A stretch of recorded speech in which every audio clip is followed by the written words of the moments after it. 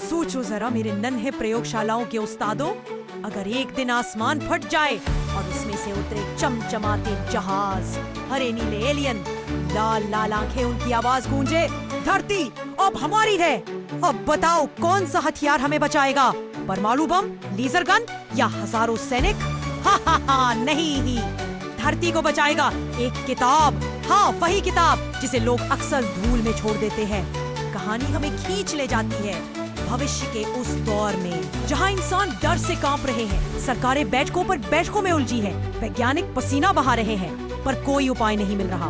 Alien तकनीक में 100 गुना आगे, हथियारों में लाख गुना तेज। इंसान बस हार मानने ही वाले हैं, और तभी किसी को याद आती है एक किताब, पुरानी घिसी पिटी, लेकिन उसके पन्नों में छुपा है कुछ अनोखा। अब सोचिए, उस किताब में न तो बम बनाने का फॉर्मूला है, न मिसाइलों की स्कीम, बल्कि उसमें है इंसानों की सबसे बड़ी ताकत, हंसी, कल्पना और कहानियों का जादू। जब किताब एलियनों को दिखाई जाती है, वे चकित रह जाते हैं। उन्होंने कभी इंसानी हास्य नहीं देखा, कभी हंसी नहीं सुनी। उनकी दुनिया ठंडी थी, सिर्फ मशीनें, आदेश और अनुशासन। और अब अचानक इंसानी खिलखिलाहट उनके कानों में गूंजती है। हो, सोचो उनके दिल में कैसा तूफान उठा होगा। वे पूछते हैं, ये कैसी शक्ति है जो हथियारों से नहीं, दिल से निकलती है? ये कैसी ऊर्जा है जो मौत नहीं बल्कि जीवन देती है? धीरे धीरे एलियन अपने हथियार नीचे रख देते हैं। उनके चेहरों पर पहली बार मुस्कान तैरती है। युद्ध टल जाता है, धरती बच जाती है।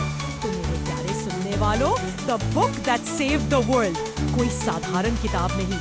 यह हमें याद दिलाती है कि असली शक्ति मशीनों में नहीं, बल्कि कहानियों और भावनाओं में है।